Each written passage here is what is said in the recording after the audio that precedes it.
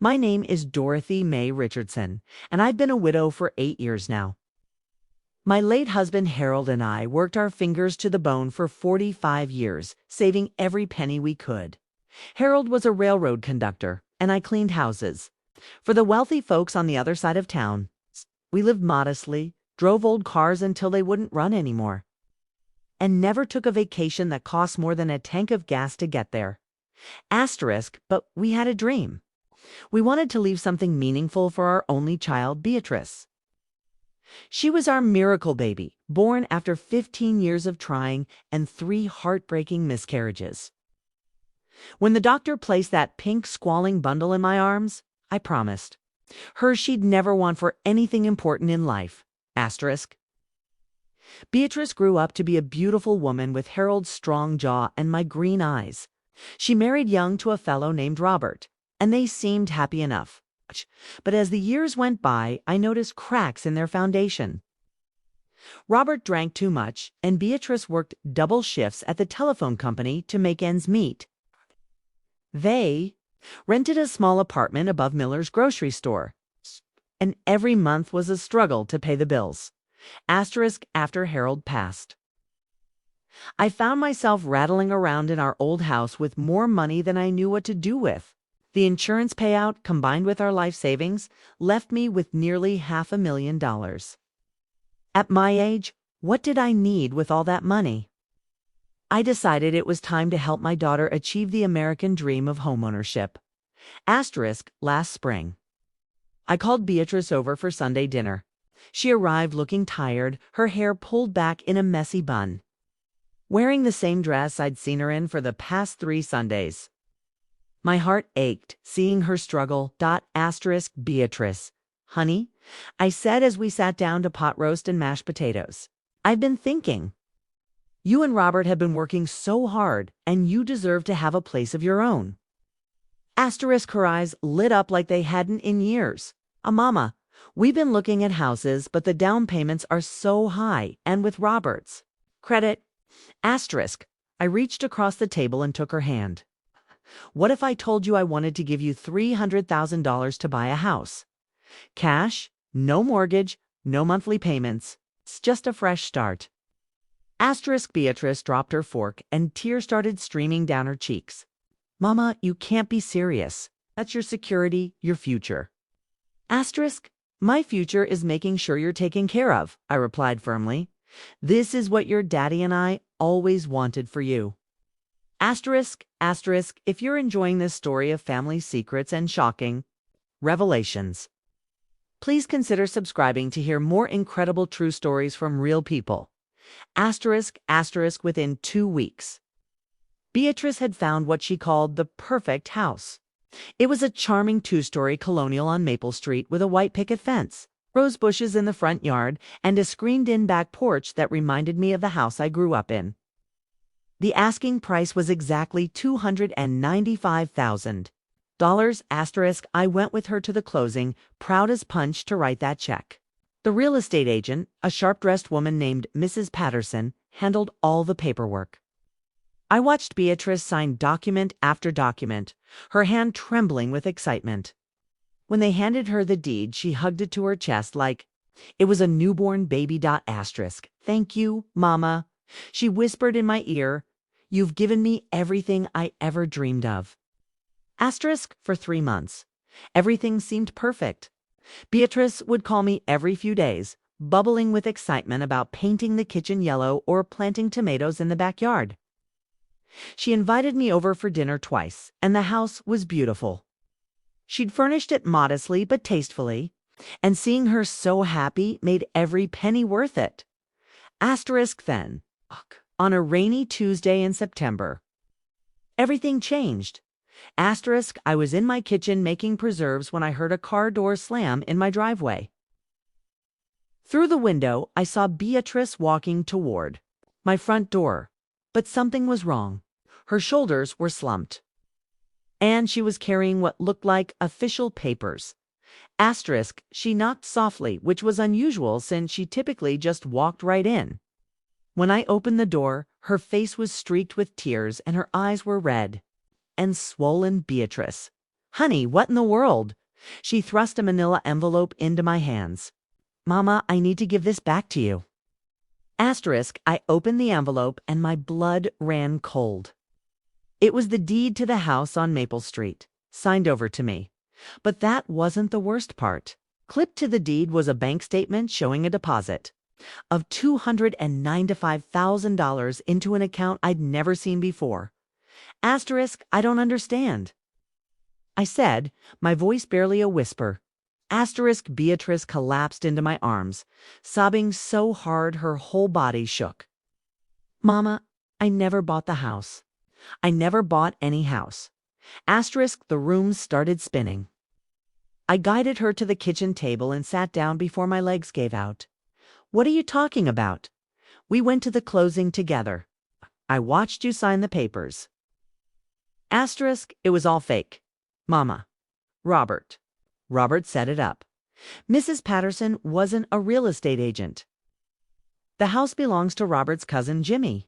They staged the whole thing. Asterisk, please take a moment to subscribe and share this channel with others who appreciate honest storytelling about life's most difficult moments. Asterisk, I felt like I'd been punched in the stomach. But why? Why would you do this to me? Asterisk, Beatrice looked up at me with eyes full of shame. Robert said we needed the money more than you needed to feel good about helping us. He said you'd never know the difference, and we could pay you back eventually. He said rich old ladies like you just throw money around to feel important. Asterisk, the words hit me like physical blows. Rich old lady? Is that what my own daughter thought of me? Asterisk, where's the money now? I asked quietly. Asterisk, gone, she whispered. Robert took most of it to Las Vegas. He said he was going to double it playing poker, but he lost it all in 2 days. The rest went to pay off his gambling debts. Mama, I tried to stop him, but he said it was too late, that we were already in too deep. Asterisk, I stared at the deed in my hands, trying to process what she was telling me. My daughter, the child I'd sacrificed? Everything for had conspired to steal from me. Not just the money, but my trust, my dignity, my peace of mind. Asterisk and Robert. I asked. Asterisk, he's gone. Took off 3 days ago when the loan sharks started calling. Left me with nothing but the truth. And this deed. She gestured helplessly at the papers. Asterisk for a long moment. We sat in silence except for the sound of rain against the windows and Beatrice's quiet sobbing. I thought about all the years I'd spent believing I was raising an honest, decent woman. I thought about Harold and how this betrayal would have broken his heart. I thought about the $300,000 that represented decades of sacrifice and frugal living. Asterisk, but mostly thought about the broken woman sitting across from me who had lost her husband, her integrity, possibly her mother's. Love all in one terrible gamble. Asterisk, Beatrice, I said finally, look at me. Asterisk, she raised her head, expecting anger, expecting rejection, expecting me to throw her out of my house and my life forever. Asterisk, are you sorry? Really and truly sorry. Asterisk, more than you'll ever know, Mama. I haven't slept in weeks. I've been sick with guilt every single day since it happened. I wanted to tell you 100 times, but I was so scared and so ashamed. Asterisk, I studied her face, looking for any sign of deception, any hint that this was just another manipulation. But all I saw was my little girl, the one who used to crawl into my bed during thunderstorms. The one who brought me dandelions and called them flowers. The one who is just as much a victim of Robert's greed as I was. Here's what we're going to do, I said, surprising myself with the steadiness of my voice. First, you're going to tell me everything. Every detail, every lie, every moment of this whole mess. No more secrets between us. She nodded eagerly, wiping her nose with the back of her hand. Second, you're going to move back in with me. This house is too big for one old woman anyway, and you need time to figure out your next steps. Asterisk, Mama, I can't ask you to asterisk. You're not asking. I'm telling. Third, we're going to figure out together how to move forward. I won't pretend this doesn't hurt, because it does. It hurts more than losing your father, more than any physical pain I've ever endured. But you're still my daughter, and I'm not giving up on you. Asterisk, asterisk, if this story is touching your heart. Please remember to subscribe to our channel for more real-life stories of forgiveness, family, and second chances. Asterisk, asterisk, Beatrice broke down completely. Then great heaving sobs that seemed to come from the depths of her soul. I got up and held her like I used to when she was small, stroking her hair and whispering that everything would be okay. Asterisk, but even as I comforted her, I was making plans. I wasn't the naive old woman Robert had taken me for. And I wasn't going to let this betrayal destroy what was left of my family. Asterisk, the next morning. I called my lawyer, Edgar Whitman, who had handled Harold's estate. Within a week, we had traced Robert's movements, frozen what little money remained in various accounts, and started legal proceedings to recover what we could. It wasn't much, maybe $30,000, but it was something, asterisk, more importantly. I hired a private investigator named Samuel Curtis, a former police detective who specialized in tracking down people who didn't want to be found. If Roberts thought he could steal from a widow and disappear without consequences, he was about to learn otherwise. Asterisk, it took Mr. Curtis 6 weeks to locate Robert in a Fleabag motel outside Reno, Nevada, where he was washing dishes for minimum wage and dodging the same loan sharks who had driven him away from home. The sight of him in the photograph, sun-shaven, hollow-eyed, 20 pounds lighter, should have given me satisfaction. Instead, I felt only pity for the man who had destroyed so much for so little. Asterisk, I didn't want him arrested. I didn't want him to come crawling back to Beatrice with promises he'd never keep. I wanted him to disappear from our lives permanently, and Mr. Curtis helped me arrange exactly that. Let's just say Robert found himself with a choice: stay away from our state forever, or face charges for fraud, theft, and conspiracy. He chose wisely. Asterisk, meanwhile, Beatrice was slowly rebuilding her life in my spare bedroom. She got a job at the county clerk's office, started attending church again, and began seeing a counselor to work through her guilt and shame. Some evenings we'd sit on the porch swing Harold had built 30 years ago, talking about everything and nothing, slowly mending the trust that had been so badly damaged. Asterisk, 6 months after that terrible Tuesday, Beatrice came to me with a proposal. That took my breath away. Asterisk, Mama, she said, I've been thinking about the money. I know I can never pay back what was lost, but I want to try. I've been looking at small houses, and I found one I can afford with my salary. It's not much, just a little 2-bedroom cottage on the other side of town. But if I buy it and fix it up, maybe I can sell it for a profit. Then I could buy another one and another one. Asterisk, she pulled out a notebook filled with calculations, floor plans, filed photographs of rundown houses with potential. Asterisk, it might take me 20 years, but I'm going to pay you back every penny with interest.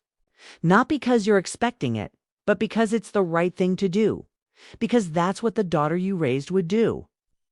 Asterisk, I looked at her notebook, at the determination in her eyes, at the woman she was becoming through adversity, and I made a decision that Harold would have approved of. Asterisk, Beatrice, I said, what if I told you I had another idea? Asterisk, 2 weeks later, we signed papers to form Richardson Real Estate Investment LLC, with me as the primary investor and Beatrice as the managing partner. Instead of trying to pay me back, she would use her skills and energy to build something bigger than either of us could manage alone. Asterisk, our first project was that little cottage she'd found. Together, we spent weekends painting walls, planting flowers, and learning how to replace broken cabinet hinges. When we sold it 3 months later for a $15,000 profit, Beatrice cried with joy. Asterisk, we did that, Mama. Together, we made something beautiful. Asterisk, now, 18 months later, we own 4 rental properties and are working on our 5th flip. Beatrice has discovered a talent for design and negotiation that surprises everyone, including herself. More importantly, she's discovered that she's stronger than she ever knew, capable of rebuilding not just houses, but her own life. Asterisk, the $300,000 is still gone and will probably never recover most of it. But what we've built in its place is worth more than money. We've built trust, purpose, and a future that neither of us could have imagined that rainy Tuesday when Beatrice returned a deed and a secret that nearly shattered both our hearts. Asterisk, last Sunday. As we were leaving church, Beatrice slipped her arm through mine and said something that made all the pain worthwhile. Asterisk, thank you, Mama, for not giving up on me when I gave up on myself. Thank you for showing me that love isn't about never falling down, it's about always helping each other. Get back up. Asterisk. Some people might say I was foolish to forgive her, foolish to trust her again, foolish to give her another chance to disappoint me. But those people have never raised a child, never loved someone enough to see past their worst mistake to their be my daughter stole from me, lied to me, and broke my heart. But she also came back, told the truth, and helped me discover that some things are more valuable than money. Sometimes the most beautiful houses are built on foundations that have been broken and rebuilt stronger than before. Asterisk, and sometimes the best investment you can make is in someone else's second chance. See potential.